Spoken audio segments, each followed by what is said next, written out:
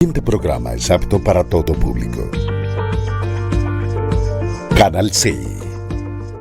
Sus deberes, sus derechos, sus obligaciones y las normas. Tablero Jurídico, la exposición más completa en el marco jurídico. En Tablero Jurídico, temas de actualidad y la noticia jurídica del día. Tablero Jurídico, con la dirección del doctor Luis Ernelio Palacios. Tablero Jurídico. Los invitamos para que sintonicen en el canal SED el programa Tablero Jurídico de lunes a viernes de 3 a 4 de la tarde en directo, para que usted conozca cuáles son los derechos en materia laboral y de la seguridad social, el derecho a la familia, el derecho constitucional, el derecho laboral, entre otros, porque usted debe conocer cuáles son esas normas jurídicas que le regulan cada uno de sus actos.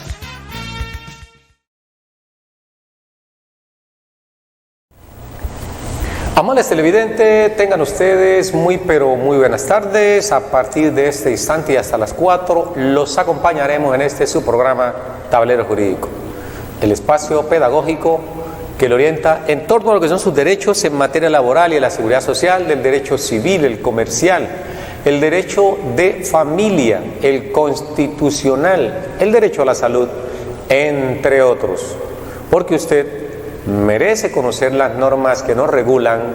Por esa razón hacemos ese trabajo pedagógico que tanto nos gusta, orientándolo a usted para que sepa cómo reclamar sus derechos.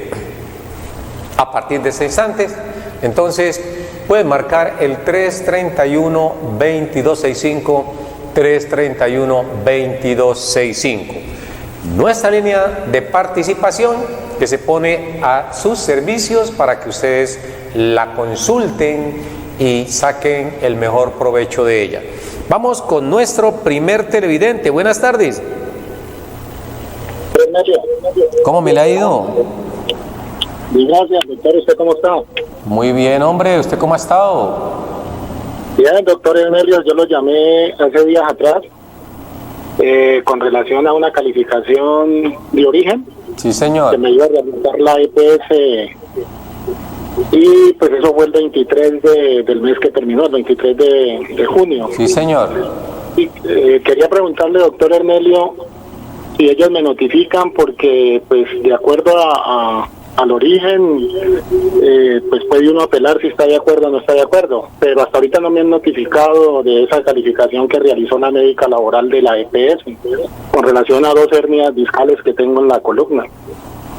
Correcto. Recuérdeme por favor su nombre y su caso, porque transcurre el tiempo y como son tantas las personas que nos llaman, se nos van olvidando. Ya a esta edad usted entenderá, es difícil retener nombres o casos en particular. ¿Cuál es su nombre? Doctor Ernelio Ferney. Yo soy de acá de Santander, de Pichao. Don Ferney de Santander. ¿Cuál es su caso? ¿Usted tiene alguna patología? ¿Se hizo calificar? ¿Quién lo calificó? La médica laboral de la SOS. Es decir, lo calificó su EPS. Pero el origen nomás. El origen, efectivamente. No la pérdida de discapacidad, sino solamente el origen. ¿Y usted apeló esa decisión?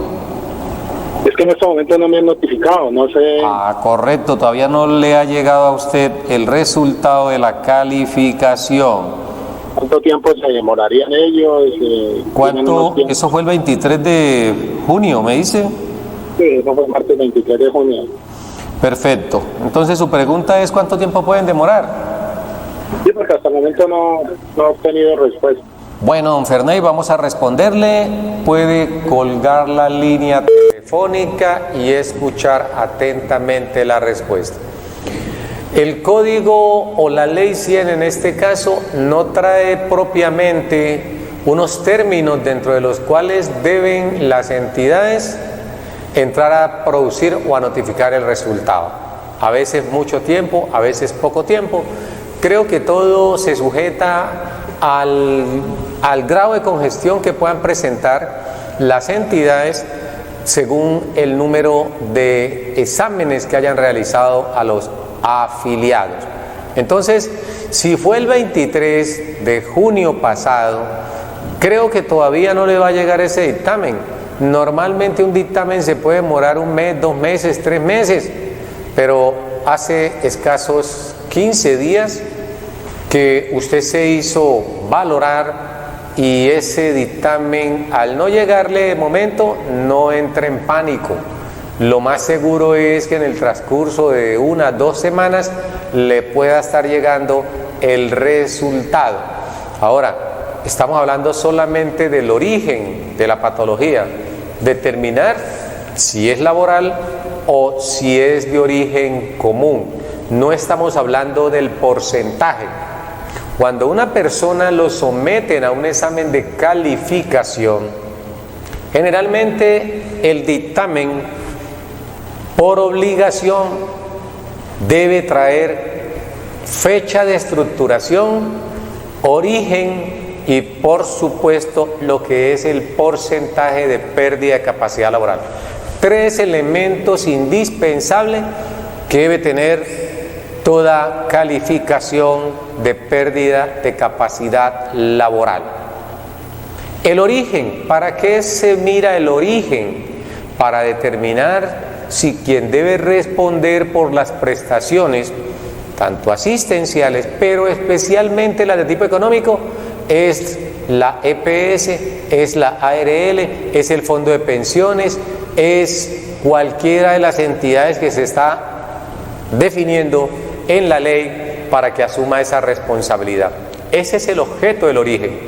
No es fácil, porque dependiendo el tipo de patología, Ferney, dependiendo las circunstancias de modo, tiempo y lugar en que hayan ocurrido los hechos que le generaron a usted la enfermedad o el accidente, así mismo se va a decir si es de origen laboral o si es de origen común. No todo el tiempo, por tener un accidente de origen laboral, obedece o es una consecuencia la pérdida de capacidad laboral de ese accidente. No necesariamente. Es posible que yo tenga un desgaste en los discos de la columna y un día cualquiera en el trabajo hago un esfuerzo, caí al piso, resbalé y me llevan por ARL. La ARL me valora, se da cuenta que sí, la caída me dejó digamos un morado. Bueno, uno como negro no se le nota, pero se va a indicar o se puede creer que es de origen laboral por el hecho de que se cayó allí y sufrió un trauma que le maltrató un poco su parte muscular. No hubo ningún tipo de fractura, solamente hubo allí en la parte muscular esa parte de la afección. Entonces, si la persona ya tiene en sus manos un dictamen o un examen, lo más probable es que la EPS vaya a decir eso es de origen común. Pero si usted se cayó en la empresa, se cayó en el trabajo y va a su ARL, no necesariamente la ARL va a admitir que esas consecuencias o esas secuelas que está presentando usted son producto de la caída. ¿Por qué razón? Porque sencillamente, si bien es cierto usted se cayó en la empresa, tuvo un accidente en la empresa, él mismo no le dejó ningún tipo de secuela de carácter permanente. Es posible que el golpe le haya generado una inflamación. Esa inflamación con el tiempo ya se redujo, pero a raíz de ese golpe, a raíz de esa caída, se reflejaron unas patologías que venían con usted y que no habían sido aún diagnosticadas por el médico. Por ejemplo, todos sabemos que el desgaste de esos discos de la columna no es producto de un accidente.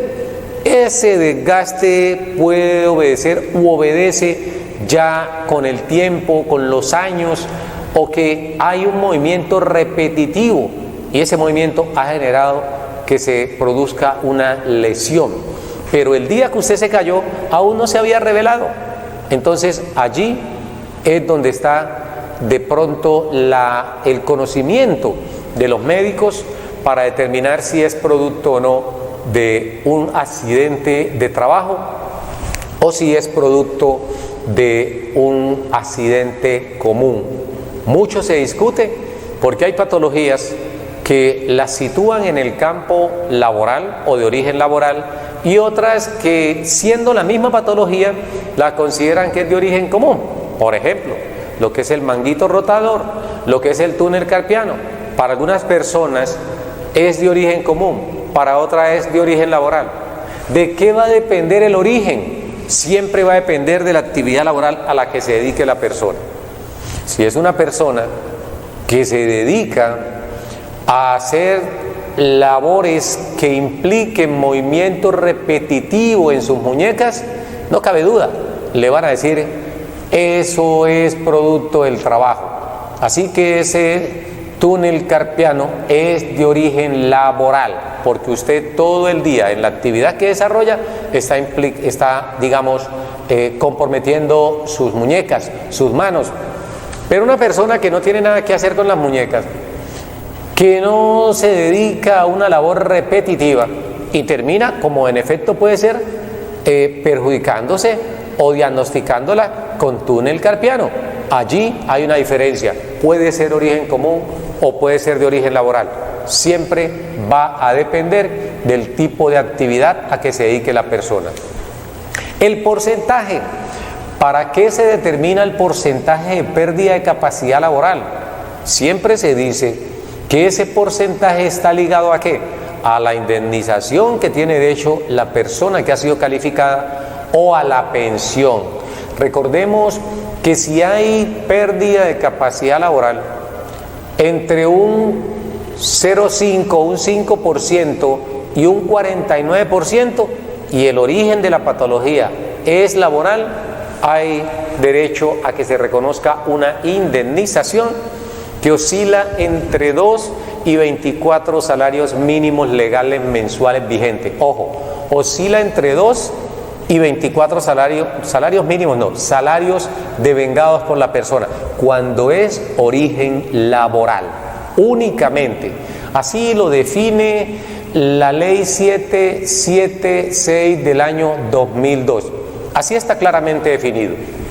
Ahora bien, esto no debe ser una camisa de fuerza para la persona, es decir, no debe aceptar necesariamente el porcentaje, porque si hay alguna inconformidad con el porcentaje producto de la calificación, usted puede oponerse a ese resultado, y para eso están las instancias tanto administrativas como judiciales que se encargan de valorar nuevamente para determinar si la entidad o la persona o la junta interdisciplinaria de médicos que hizo la primera valoración está o no en lo cierto, digamos que ese es el porcentaje que se obtuvo con esa calificación.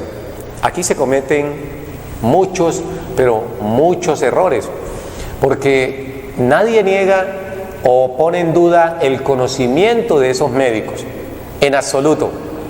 Pero es claro que de cierto tiempo para acá no se está dando el porcentaje real. Entendemos las instituciones, entendemos los médicos, hay muchas personas que no actúan de buena fe. Hay personas que se aprovechan del sistema para engañar. ¿A quién? A los médicos, a la Junta Interdisciplinaria de Profesionales de la Salud. Y ese engaño ha generado a que los médicos sean siempre mezquinos al dar el porcentaje de calificación. Todos o unos pocos no pueden pagar por lo que hace una persona.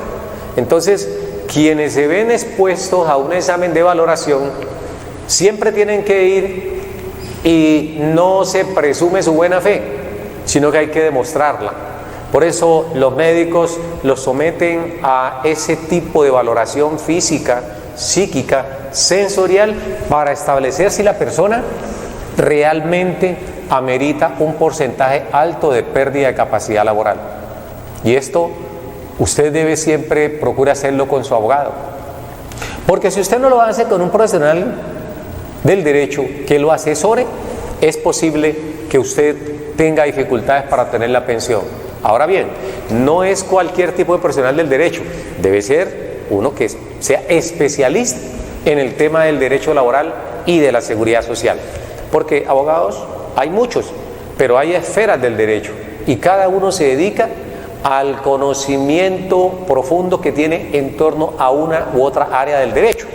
Entonces, si usted se va a hacer valorar para determinar, recuerde, lo que está en juego allí es una indemnización, lo que está en juego allí es el reconocimiento de la pensión. Luego, usted no puede decir, no, me voy solo porque es que en la entidad dicen que no se requiere abogado. Es cierto, no se requiere abogado. Usted lo puede hacer solo. El problema es de que si a usted no le dan el porcentaje que amerita su situación de salud, pues usted va a perder buena parte o toda la indemnización. Y si a usted no le dan el puntaje que usted realmente merece, usted puede perder la pensión. Y eso es dinero. Uno encuentra muchas personas que tienen unos problemas bastante profundos, bastante severos, y al final no le reconocen la pensión. Pero encuentra uno personas que tienen casos más leves y son pensionados por las entidades. Entonces dice, ¿cómo hizo? A lo mejor se consiguió un buen asesor, a lo mejor en ese evento pues la persona demostró que efectivamente está para calificación igual o superior al 50% y con ello a reconocimiento de la pensión. Entonces lo que decimos es eso: si usted tiene que hacerse valorar, no se olvide que son 3 aspectos sustanciales los que debe contener el dictamen o el examen de calificación. Y estamos hablando entonces del origen. Hicimos una exposición amplia sobre eso e hicimos una exposición amplia sobre lo que es el porcentaje. Reiteramos que depende del porcentaje el reconocimiento de la pensión. Si no está bien asesorado, es posible que usted no le den el porcentaje suficiente para que obtenga usted la pensión de invalidez. Así, de esa forma, podemos nosotros tener claridad si hay o no derecho a la pensión. Y el tercer punto es el que tiene que ver con la fecha de estructuración. Están ligados, decíamos, los 3 ítems o 3 elementos. A su vez, estos elementos se subdividen en varios, pero esto ya es del resorte de ese dictamen que tendríamos que entrar a explicarlo de manera detallada. Entonces decíamos, antes de ir con televidente en línea, que el tercer punto es el que tiene que ver con la fecha de estructuración. Y sobre eso vamos a explicarles después de atender al televidente en línea. Buenas tardes. Buenas tardes. Sí, buenas tardes. ¿Cómo me le ha ido, mi señora? Muy bien, gracias.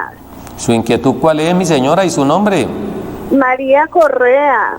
Soy la esposa de don Valentín, de acá del Placer Cerrito. ¿Cómo me le ha ido, doña María Correa? Sí. Bueno, me alegra mucho. ¿Qué hay de don Valentín? Está muy bien, gracias a Dios. Bueno, me alegra mucho, mi señora. Cuéntenos, ¿cuál es su casito? Para hacerle una preguntita, lo que pasa es que mi esposo se dirigió al ingenio a que lo borraran, pues, para no seguir cotizando por pensión, y le dicen que no se puede. Entonces, a ese respecto, ¿qué podemos hacer? No hay ningún problema, mi señora. Lo que pasa es que después de haberse radicado la solicitud, no hay problema. Si la empresa quiere seguirle aportando, no hay problema. ¿Por qué razón? Explicábamos nosotros en otro programa de que uno solicita que se deje de hacerse aporte, o sea, que cesen los aportes al fondo de pensiones, porque de esa manera se puede, digamos, evitar que se pague retroactivo. Y entonces al fondo de pensiones le conviene que usted siga aportando y aportando y aportando, porque la norma dice que si usted sigue aportando, por supuesto que no va a haber derecho al retroactivo, porque se entiende que usted quiere aumentar, así ya tenga las semanas de más, como en este caso, que su esposo tiene ya cerca de 1.900 o 2.000 semanas. Entonces, ¿qué sucede al respecto, doña María Valentina? Sí, doña María, corrijo. ¿Qué sucede al respecto? Si su esposo ya solicitó que dejen de cotizarle porque tiene todas las semanas suficientes y el fondo o la empresa dijo no voy a dejar de cotizarle, No hay problema, porque ya nosotros presentamos la reclamación de la pensión especial de vejez y desde el momento en que se presente la solicitud de la pensión especial de vejez, cesa automáticamente la obligación de cotizar. Pero si la empresa no quiere cotizar, no hay ningún problema, porque ya comienza a interrumpirse no solamente el término de prescripción, sino que ya comienza la persona a gestar algún tipo de retroactivo sobre la pensión. Ya no es problema de ellos. No obstante, ¿está perdiendo plata quién? El empleador. ¿Y está perdiendo plata quién? El trabajador. Por esa razón nosotros le decimos a ustedes, el objeto de seguir cotizando es cuando se quiere aumentar el IBL. Pero si la persona ya tiene más de 1800 semanas, no tiene caso, no tiene ninguna razón de ser que siga aportando.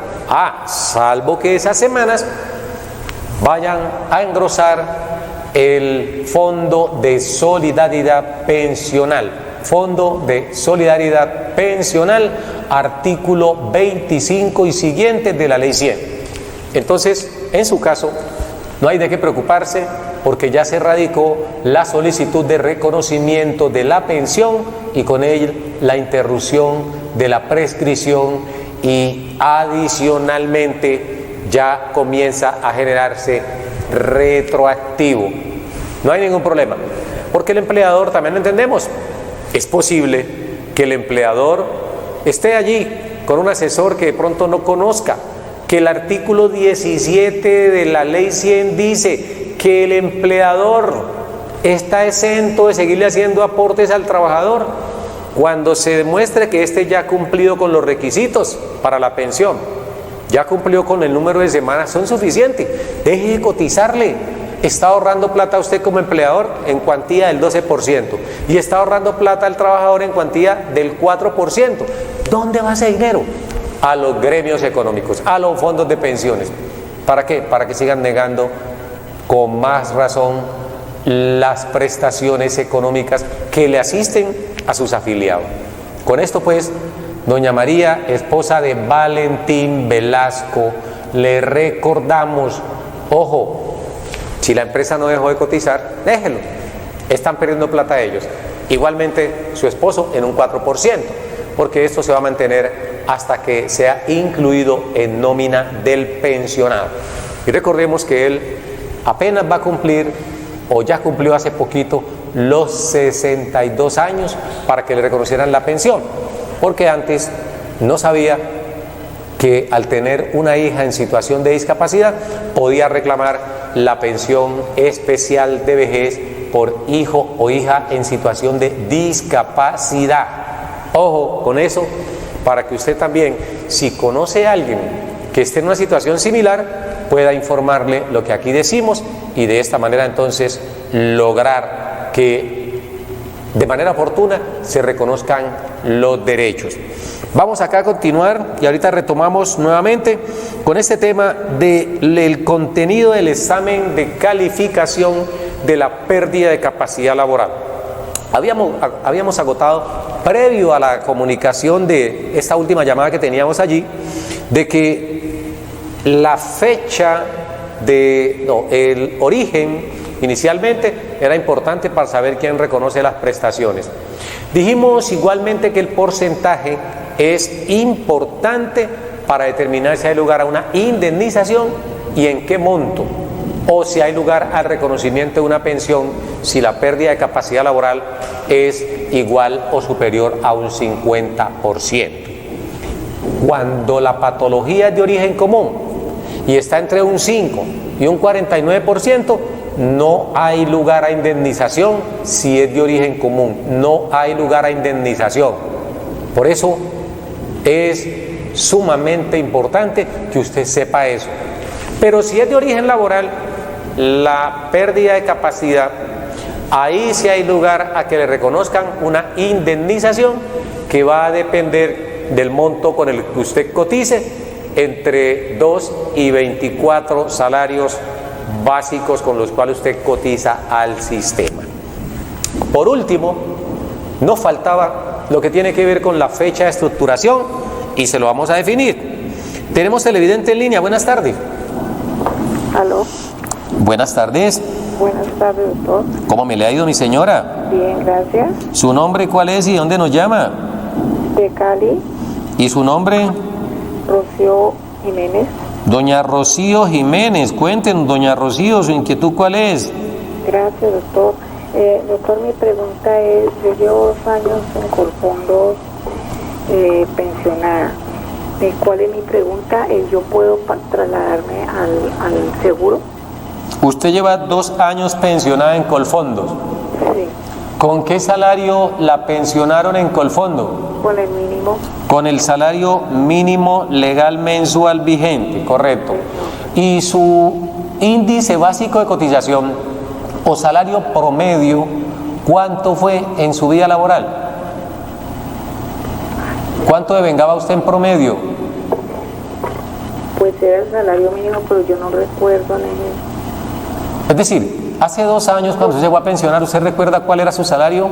Porque lo que pasa es que yo trabajé 22 años y los otros 3 años los coticé, me retiré de trabajar y seguí cotizando los 3 años. 3 años. ¿Y esos 3 años últimos que cotizó, lo hizo con qué entidad? ¿Con el Fondo de Solidaridad Pensional? O era, ¿cómo se dice? ¿O usted lo hizo pagando como independiente? Independiente. ¿Sobre la base de un salario mínimo? Señor, sí. Bueno, y la tercera pregunta es, doña Rocío, ¿cuántas semanas? Por lo que veo serían más o menos 1.300 semanas. Sí, tenía 1.300, no, 1.200, ellos decían 1.150, pero yo tenía 1.200 y pico.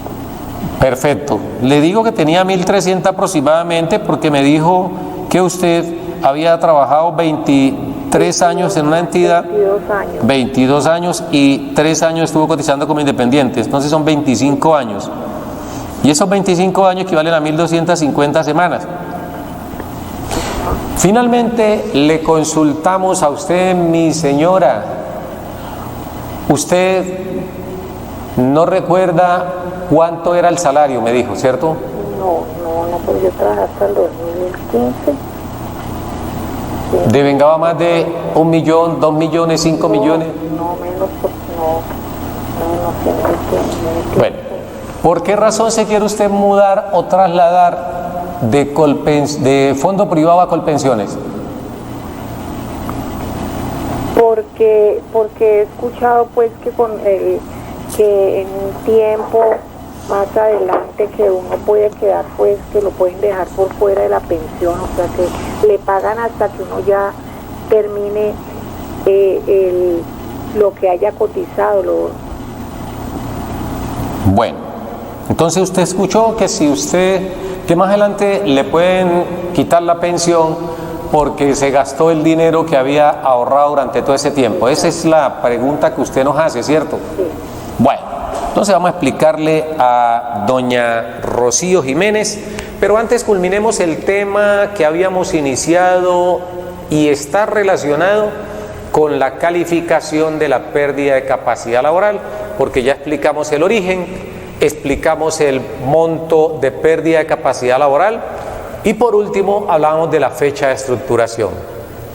Quizás todos los puntos son importantes, pero el de la fecha de estructuración tiene mucho que ver, o de ello va a depender si le reconocen o no la pensión, porque siempre la norma dice que debe tener cierto número de semanas aportadas en cierto tiempo para que haya lugar. Una persona es posible que cumpla con el artículo 38, lo califican y le dan un 50, 55, un 70, 80% de pérdida de capacidad laboral.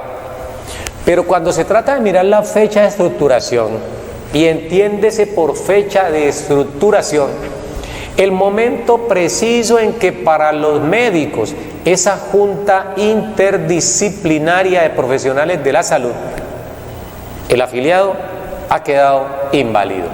¿Y cómo lo saben ellos? Analizando la historia clínica, miran la evolución de esa patología y así mismo van a tomar la decisión de indicar que la fecha de estructuración corresponde a esta fecha.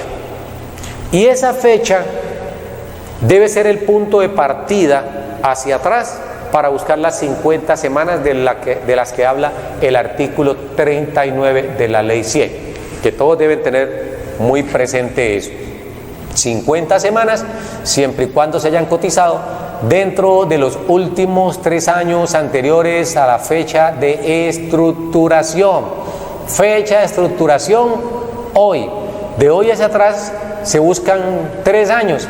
Y en esos 3 años se buscan si hay 50 semanas para poder reclamar la pensión de invalidez. Estoy hablando, por supuesto, si es de origen común, porque si la patología, si lo que permite remitir a la persona para el examen de calificación es un accidente de trabajo o es una enfermedad laboral, allí no se exige densidad de semanas. Basta solamente con que la persona esté afiliada.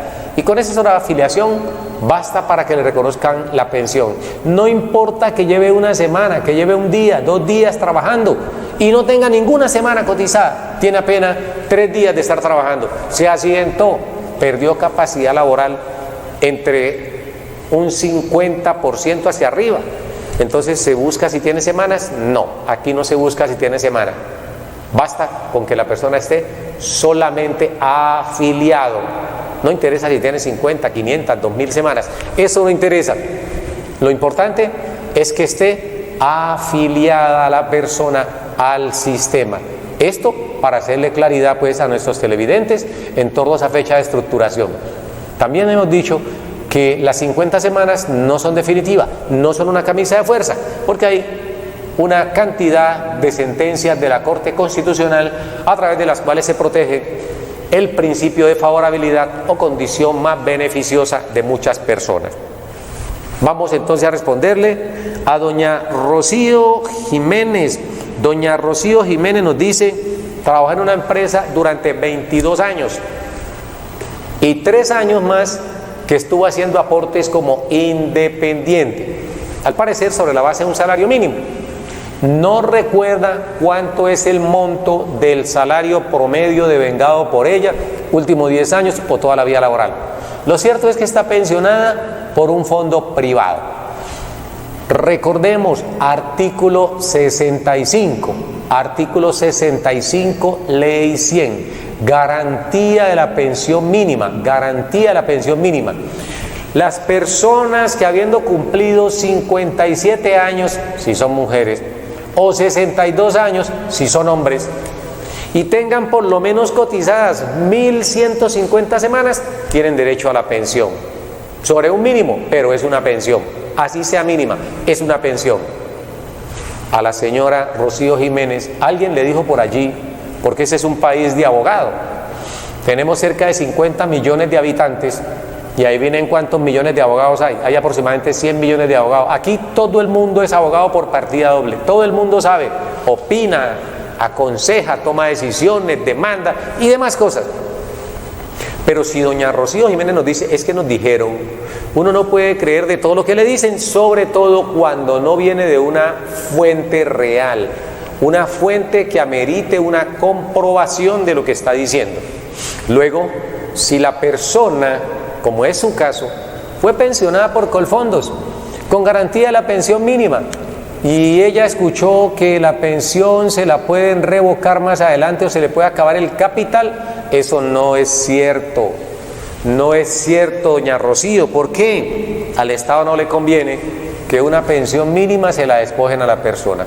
Vamos a explicar un poquito de esto para ilustrar a la gente, porque aquí hemos hecho programa donde hablamos de lo que tiene que ver con la nulidad de traslado. Doña Rocío nos dice, ¿será que yo me puedo trasladar de Colfondo a Colpensiones? ¿Y por qué se va a trasladar? Porque escuché que la pensión allí se acaba. No, eso no es cierto. Dentro del régimen de ahorro individual con solidaridad hay 3 modalidades de la pensión. Ojo, 3 modalidades de pensión en los fondos privados. Uno es el que tiene que ver con renta vitalicia. Renta vitalicia. La renta vitalicia corresponde a lo que usted tiene. Le van a pagar por ese capital que tiene ahí acumulado le van a pagar durante toda su vida una pensión, en su caso un salario mínimo, por todo el capital que tenía acumulado. Quizás su capital nunca le alcanzaría si trabajó con el mínimo, porque una persona que haya devengado en promedio el salario mínimo no le va a alcanzar a tener el capital suficiente para una pensión. Así trabaje 20, 30 años, no va a alcanzar, porque para los fondos esa plata no tiene casi rendimiento. Por eso se creó la garantía de la pensión mínima con 1.150 semanas, artículo 65 de la ley 100. Ahora bien, doña Rocío, lo primero es saber, porque si usted no sabe cuál es su salario, pues comete un error. Pero vamos a explicarle la primera parte, y es la que tiene que ver con que la pensión se acaba. No, la pensión no se acaba porque, repito, todos los que se acogen a la modalidad de renta vitalicia son las personas del mínimo. Esa es una de las modalidades, porque son 3 modalidades: renta vitalicia, retiro programado y una combinación de las dos, renta vitalicia con retiro programado, que es una modalidad de pensionarse, y vamos a explicarla cada una en detalle. En la renta vitalicia, la persona acoge este sistema y va a tener su pensión durante toda la vida, hasta que viva va a tener derecho a la pensión. Si fallece, sus familiares van a pelear la pensión de sobreviviente. Si no tiene familiares beneficiarios con derecho, la pensión hace parte de la masa sucesoral del causante en ese fondo privado, modalidad renta vitalicia. Pero resulta que el legislador también pensó en esos individuos que tienen 60, 70 años, no tienen familiares y tienen un capital alto ahorrado en ese fondo de pensión privado. Entonces, ellos se acogen a la modalidad de retiro programado.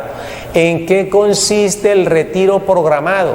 En que la persona que tiene ese capital ahí acumulado, pues sencillamente esa persona se encarga de establecer con su fondo de pensiones la modalidad de pensión que quiera. Y en este caso él dice: yo quiero retiro programado. ¿Qué es retiro programado? Yo programo ese capital para que me lo vayan devolviendo entre capital, interés y demás rendimiento por 5 años, 10 años, 20 años, 30 años, lo que yo considere que vaya a más o menos a subsistir. ¿Por qué? Porque si usted se va a pensionar y tiene 800 millones de pesos en su cuenta de ahorro individual y le van a decir: quiere renta vitalicia, le corresponde a 1.300.000 si es renta vitalicia, a manera de ejemplo. Pero si usted escoge retiro programado, le van a dar 2,5 millones. Entonces dice: no, me quedo con retiro programado.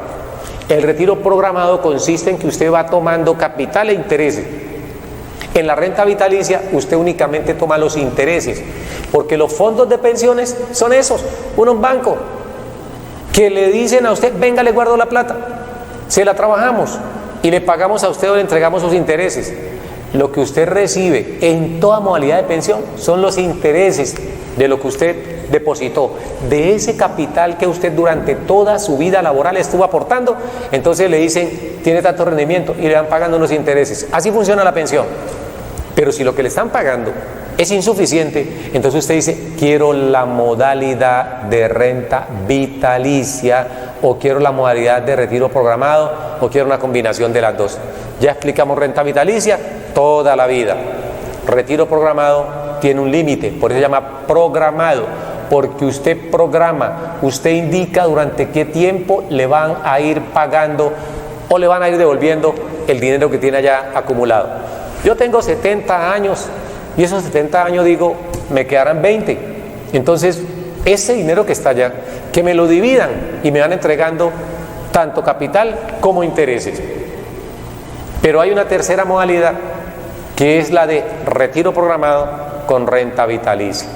La persona programa para que le vayan devolviendo su dinero a través de la figura del retiro programado, y cuando ya el saldo en su cuenta el saldo sea el mínimo que se requiere para una pensión vitalicia, la administradora de fondo de pensiones le va a decir, venga, usted ya se le está acabando el capital. Y si se le está acabando el capital, ojo, va a quedar sin pensión. Entonces, ojo, entonces esa persona pasa de retiro programado a renta vitalicia cuando tenga una mínima parte. Espero me hayan entendido. Con renta vitalicia te pagan toda la vida, pero es más bajita la pensión. Con retiro programado te pagan en un tiempo determinado que lo pactas tú y el fondo de pensiones. Y con la combinación de las dos, que es otra modalidad, renta vitalicia con retiro programado, significa que cuando se está acabando ese interés y que ya que es solamente capital, le dicen, ojo, ya no le puedo dar más de esto, debo darle solamente la pensión mínima para que usted conserve durante toda la vida bajo la modalidad de renta vitalicia. Esto pues para doña Rocío Jiménez. Finalmente, le esclarecemos la última duda que tiene doña Rocío. ¿Cuál es esa última duda, doña Rocío? De que la gente dice múdese o pásese. No, ustedes no se pueden mudar o no se pueden pasar si no están seguros que devengaron un salario alto durante sus últimos años o durante toda su vida laboral. Entonces cuando le dicen a uno pásese porque se va a acabar, no entren en pánico, eso no es cierto. Lo que menos le interesa al Estado es que una persona que teniendo derecho a la pensión se quede sin ella. Eso es lo que menos le interesa al Estado. Por eso, en materia de seguridad social, la norma dice que la pensión es irrenunciable. La persona no puede renunciar a la pensión, porque si no, todo el mundo diría, devuélvanme el dinero, teniendo derecho a la pensión, diría, devuélvanme el dinero. Se lo beben, se lo parrandean y después eso es un problema para el Estado. Por esa razón, muy pocas veces, salvo que la persona demuestre tener capacidad suficiente, puede llegar a un acuerdo con el fondo de pensiones que le devuelvan el capital ahorrado. Pero eso no es posible. Y en su caso, que usted no recuerda cuánto fue lo que realmente usted devengó en sus últimos años, ahí va a tener un serio problema. ¿Por qué? Porque si usted se pensionó con 1.250 semanas, si usted se traslada a Colpensiones, no le van a reconocer todavía la pensión, porque le faltan semanas. Recuerde que usted dijo, tengo 1.250 semanas aproximadamente. Luego, le faltaría un año para que le den la parte mínima de una pensión. Y la parte mínima de una pensión es un IBL que inicia con el 65% y que aumenta de acuerdo al número de semanas que tenga la persona. Doña Rocío Jiménez, esperemos que me haya escuchado, que esté atenta en lo que estamos diciendo. Ahora bien, distinto es, si usted hubiese devengado un salario bastante alto, yo le diría, trasládese y trasládese inmediatamente, porque ahí es donde está precisamente estas recomendaciones que se hacen de que se pasa del régimen de prima media con prestación definida al RAIS, régimen de ahorro individual con solidaridad. Esto es únicamente cuando hay salarios altos. Una persona que tiene 1.300, 1.400, 1.500, 1.800 semanas. Pero resulta que en los últimos 10 años, como se especializó, estudió, profundizó en el conocimiento, lo ascendieron en la empresa. Ya no gana 1 millón, gana 8 millones de pesos. Y se va a pensionar con 1 millón, con 1,5 millones. Entonces se asusta y dice, ¿cómo así? Si yo vengaba 10 millones de pesos, 8 millones de pesos de salario, ¿me voy a pensionar con un mínimo larguito o con 2 salarios mínimos? No, me voy a trasladar. Entonces esa persona sí puede solicitar o alegar mediante una demanda que se llama nulidad de traslado, porque como ya cumplió la edad, no se puede trasladar por sí solo, porque eso lo prohíbe la ley 100 en el artículo 13. Solamente se pueden trasladar de un fondo público a un fondo privado o de un fondo privado a un público hasta antes de que le falten 10 años. Es decir, se pueden cambiar cada 5 años, hasta antes de que le falten 10 años o menos para pensionarse o para cumplir la edad. Ahí ya no se pueden cambiar. Entonces, las personas tienen que pensarlo bien, que si sucede lo que acabamos de describir, que devengaban un promedio de 8 millones de pesos en los últimos 10 años y que se han pensionado con un salario, con 2 salarios mínimos legales mensuales vigentes, no lo pueden hacer de manera voluntaria. Deben necesariamente iniciar el proceso que se llama nulidad de traslado de Colpensiones al fondo privado. Y le piden en las pretensiones de la demanda, le van a exigir a ese juez que ordene a usted trasladarse de ese fondo privado al fondo público o del público al privado, según lo que usted esté pensando. Hoy en día, la mayor parte de la gente se pasa de fondo privado a fondo público, pero casi nunca la gente se pasa de un público a un fondo privado. Pues bien, doña Rocío, don Valentín Velasco y señora, don Ferney, entre otros que se han comunicado con nosotros, les agradecemos por haberlo hecho en este instante, por habernos permitido socializar un poco el conocimiento, pero sobre todo los felicitamos porque estamos seguros que ustedes van a compartir, van a socializar el conocimiento que aquí se imparte para que otras personas también puedan poner en práctica y exigir sus derechos en materia laboral y de la seguridad social, o el derecho civil, el comercial, el de familia, el constitucional, el derecho a la salud, entre otros. A todos ustedes les agradecemos pues por habernos amplificado y aprovechamos también para saludar a la gente de ALINCOL, Asistencia Legal Integral de Colombia. En la Universidad Santiago de Cali, al amigo Pablo Leal, el director de Servicios Generales. Pablo Leal, saludos para usted, doctor, que hace una buena labor en ubicar a esos jovencitos para que construyan el alma mater. A doña Amparo, que como siempre le agradecemos aquí sus bendiciones. A Rumilena Murillo González, abogada connotada. A la doctora Tricostanza Valle, a Alessandra Grueso, entre otros. Nuestros queridos televidentes, tengan ustedes una muy pero muy buenas tardes, un fuerte abrazo y un Dios les bendiga. Nos vemos mañana. Sus deberes, sus derechos, sus obligaciones y las normas. Tablero Jurídico, la exposición más completa en el marco jurídico. En Tablero Jurídico, temas de actualidad y la noticia jurídica del día. Tablero Jurídico, con la dirección del doctor Luis Ernelio Palacios. Tablero Jurídico.